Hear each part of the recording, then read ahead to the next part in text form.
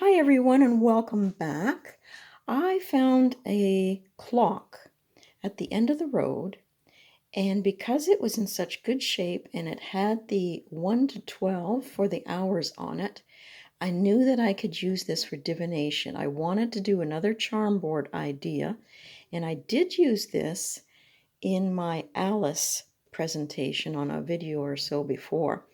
But I've now brought the tea leaf cards further, and for those that got excited about this deck that I showed in another video, this clock, if you can find it at a thrift store or make a cloth like it, this is fabulous. So what I did was, in the box you get, I'm going to zoom in a second here. Okay, so you get the months of the year, which we're going to be using for January on. You get some of these astral house cards, and often they got tossed to the side for me. I wasn't really focusing on it. People didn't want to just look at career when I did readings. They wanted to have the whole shooting match. So what I'm going to do here is show you an idea. If you take those astral cards from the deck, and depending on what you want to focus on, it gives us several themes here. And I'm focusing on career, so I'm putting that in the middle. But what I thought was, wouldn't it be cool to see how career influences every avenue of our life? So how does it influence, for instance, our love, wealth, marriage, happiness, and success? So I ended up with this sort of a pattern here, and you could move it any way that you liked. And you can't really see the first one there, but there it is, love. Now, what I thought would be fun to do was still use the ball in the center and say that we're focusing on career, and we could just drop our everyday charms on the ball if we wanted to do that. Now, I know people are collecting their charms. Since they saw me working with them, they're getting excited, and I love to see that. So let's bring it into several different divinations and have fun. So we're focusing on career. We would have our charms in front of us, and we would drop it on the ball. And then I would say, take a look at charms that actually hit cards. Now, this is just a fictitious little reading. There's some charms here that are not on cards, but I'd still probably include them, but definitely focus more on the charms that are sitting on cards, and especially ones that go around here. Now, you can put any ball you want in here. I just went for this Labradorite, I call it, because it went with the visual effect. So what I would say was, if this little urn fell here on wealth like it did, that there seems to be an emotional, because urns hold water, and a fluidity of wealth. So wealth seems to be flowing towards you from your career, and it's making you emotionally happy. That's just a sample. We're not really tuning into the universe right now. And there is a little teacup there off to the side. So it might be encouraging you that, yes, your career is important. It's bringing in wealth. But remember to look at the smaller things around you. There's emotional things maybe within your life that you need to pause with. When you have a cup of tea, you're pausing. And sometimes you're spending some time with friends. So there might be small moments that you could break off from working towards your career goals and share some of your time with other people, I would say. Okay, now this one. This is a gambling wheel from Vegas, and it's upside down. So you're not a person then that would like to take a gamble on money or career, but it sits between marriage and success. And it tells me that you're not willing to take a risk on that. Maybe marriage for you is intruding on your success at this time. There's an owl over here that's all about wisdom and knowledge, and a bee here floating right towards your success. So you really feel that you have knowledge right now and you're attracting success like a bee, But the doggy here on the marriage is upside down. So to me, there may be, if you are married, some issues. Maybe it's on unfriendly terms right now because of the career. See how that works? So I'm just throwing that out there as an idea, and you could put any one of these cards in the center, whatever you want to focus on. Okay, so that was an idea. So I'll take these away because I think it has great potential. And as I say, it doesn't have to be a clock, but handy dandy are they. And it keeps the charms inside. So I'm going to take this away. And still working with the tea leaf cards, what if we went January, February, March? And you can turn these however you want. You don't have to. So about here, I might start turning them so I could read them better. But I'm putting them over the numbers, as you can see, on the clock.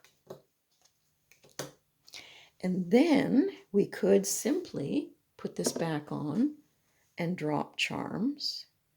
Or we could, what was my other idea? Oh yeah, these. So then you could take, now I've got these separated right now because I have another idea I'm working on.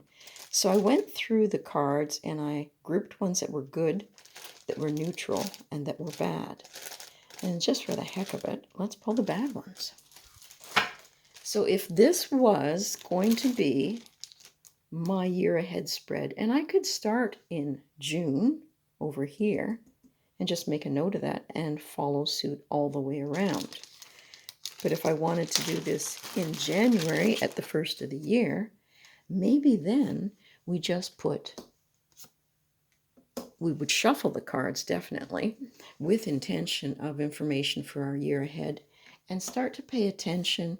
Don't turn them. Remember, whatever the way they formulate when you shuffle, I find that beneficial. But if you want to put them right side up, that's up to you. And I would just be going all the way around the circle and then taking notes as to in January, it says, you will be taken care of in a difficult time. Okay. And then you tell your story all the way around. And again, you could drop the charms if you wanted to. So I'm going to take these away for a second because I got another idea. What if we went back to these cards that come with it and we made love our theme? And we put that right in the middle. Now, we could shuffle the cards and put one on each. And then we could, I've got love charms here in this one, specific for love readings. I could dump these in here and I could drop these on top. Or, you could pick a deck that is, I guess, romantic and work it that way. As long as you've got the cards that are narrow enough or small enough to fit on each of these, you could put it out for 12. Now that 12 could represent 12 days ahead, especially if you're in love with someone and you're dating. It could be 12 weeks ahead. Okay, so what does the next 3 months look like for this relationship that I'm in? And each of these could be telling you. And if you wanted to focus on love for the year ahead and the potential of finding it, well, maybe then you're laying out your January all the way around, putting a card on top and reading what it says and relating it to this. So that'd be neat, I thought. And I'm going to pause right there because I have another idea to present. Okay, now remember I did a video, speak Lori, with the Good Witch, Bad Witch cards. Now inside there, they have some directional cards. So I could use either the Earth or I could use the North. So I'm going to go ahead and lay these down. So there's my North. Here's my South. There's my East. And there's my West. And so this would be an interesting reading for the year ahead, as well as looking at it as responsibilities for the North, challenges, plans, and then the East would be our ideas connected to that. The South would be things that we can get creative with, passionate with, what fires us up, and the West, emotional feelings towards whatever it is that you want to do your reading around. And I might bring these down a little closer so that you can see. Now, the idea with this was I was trying to pair it with a deck. And I came out with the Vanessa. That's the little one that comes in a tin. That's what the backs look like. And I thought, you know, in a reading, if I spread those back out again, if I wanted to put a card between, I could turn it over if I wanted to and show you that I thought the coloring went fairly well with this. So we've got the 4 seasons. We could even say, okay, in the spring, the winter coming into spring, what am I working on? In the spring coming into summer, this is what I should be paying attention to. And then from the summer to the fall, we're into this. And then fall into winter, we're into that card. So this could be an absolute blast to play with. And if you wanted to, you could go into, I could find it here. You don't have to use the black ball. We could use a pink ball, you know, bring in the different, especially if it's a romantic reading. And then, if you didn't want to use charms, in this bag here, and it wouldn't make as much noise, I have runes. Now, I'm not going to bring in the rune information with this, but I'm going to show you that there's a handful of runes that I could certainly pluck from the bag with intention, with ideas, and I could drop it. And I would probably just be looking at the ones that end up upright and bringing the information from the runes into it. Now, I do have runes that are crystals, but I thought the wood was kind of neat and fun. So that is that one. Now you could pair this with any other deck that you wanted to. And if you had some cards, especially round ones, would be fabulous, that you could indicate the direction with. That would be nifty. Hang on a sec. Now in that Good Witch, Bad Witch that we just showed there, there are some moon magic cards. We had the Silver Moon Witch, the Ring Around the Moon, and the Full Moon. So again, I could use the clock, and I did find, tip that up so you can see, a little stand to put her on, and that would be the focus. During a new moon, bringing one of my cards in, and then I found This deck here, I'll reach the other way. Tarot Familiars. Now I did cut this one down so that it would fit better, and on the clock I think it looks quite well. And if I turn it over, if I was doing a reading, and I didn't have to keep this here, maybe I don't want to do charms, maybe I want to focus on, especially if you had different symbols for the moon, you could put that in the center and you could light a candle and do your magic, your ritual. But these cards fit nicely. I could even slide that underneath there because I've cut them down and they're a lot narrower. And the silvery essence that comes through in the cards really works well. So again, I could go through the 12 months with this, and during the new moon, I could put my intention out there, and then these cards could speak of the next 12 days or the next 12 months, because I'm starting something new. It might take me some time to create that, and looking at the months ahead and seeing what information the cards were going to give me. And each month, each month there's a new moon, so why couldn't I? Have some fun with it. And as I say, if you want to bring in the moon element in the center, how cool would that be? So you didn't have to use charms in the center if you didn't want to. Now for this one, I was going to say you could center on, if you had a glass tile like I do there, you could center on the full moon and have your candle in the middle. You could use your essential oils, whatever you want to do.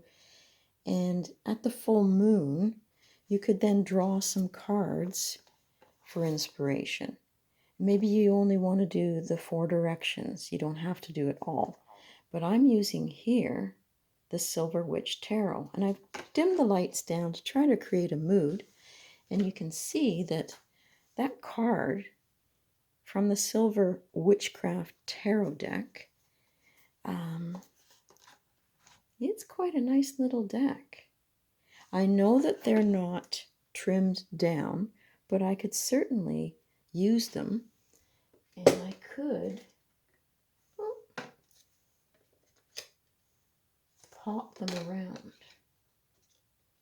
Again, it's going to depend how many cards that you want, but I did find the images quite nice and brought in that moon effect, especially that Ace of Chalice with the full moon. So it's a matter of finding and pairing to what interests you on your journey.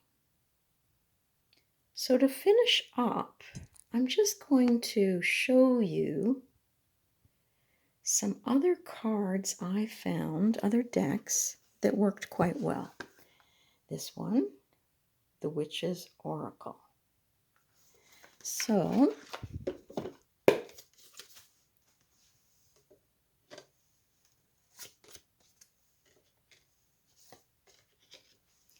obviously, this disc in the middle might be a little bit large. I might have to find a different one if I want to do a fan around of that deck.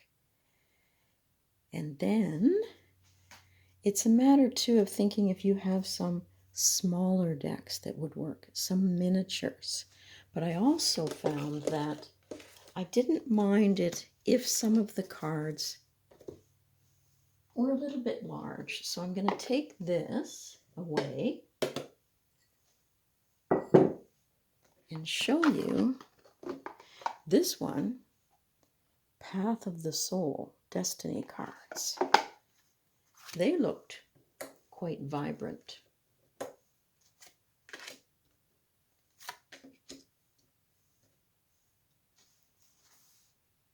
quite nice. And it would look really nice in a moonlit night with all the elements set on your altar. That would be great fun. But I'm going to show you how even narrow decks work. This is the one from the Manga Tarot. So it would work. It doesn't have a lot of the moonlight imagery to it, but it does fit in there nicely.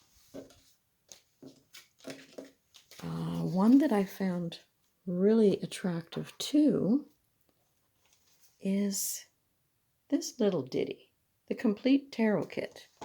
Now that fits really nicely on each of the numbers. And then I did like these because there's no gloss to them.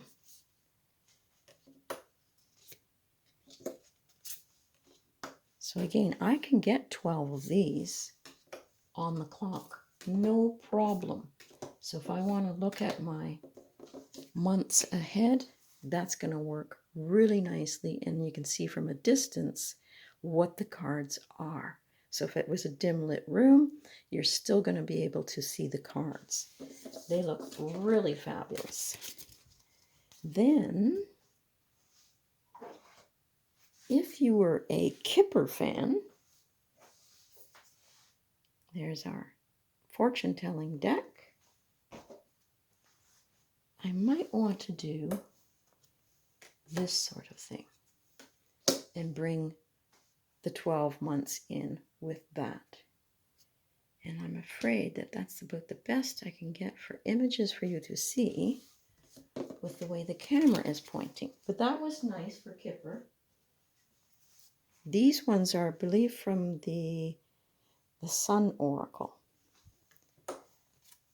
They worked really nicely too.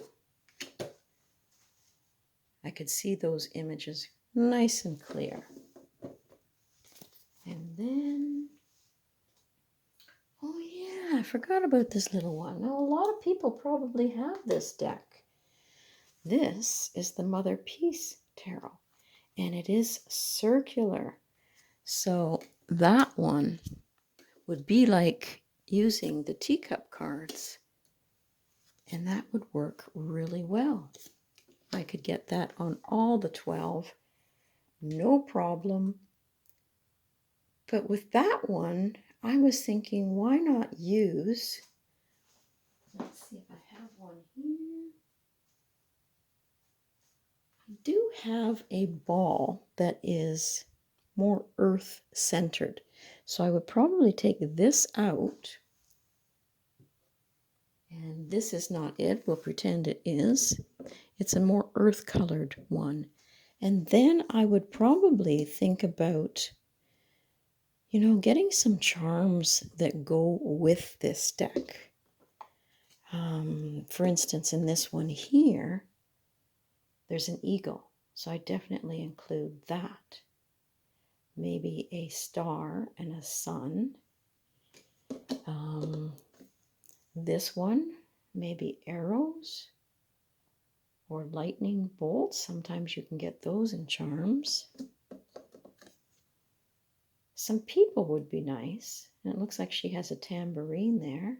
So there's all kinds of things in these cards that if you focused on them, you could probably find some charms. That one, the chain, is kind of neat. And this one is a snake, and that's really easy. And sometimes those skeletons as well are easy to get if you find a distributor for charms. Sometimes the bead stores too. So this one, you can see, would work really well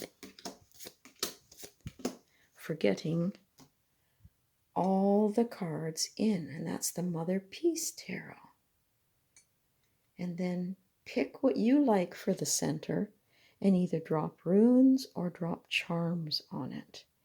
Now, I could go on and on. There's so many decks, but I think you get the idea that this is a really valuable divination tool. And I hope if you are out and about and see one and you like working with charms or the zodiacs and the 12 months.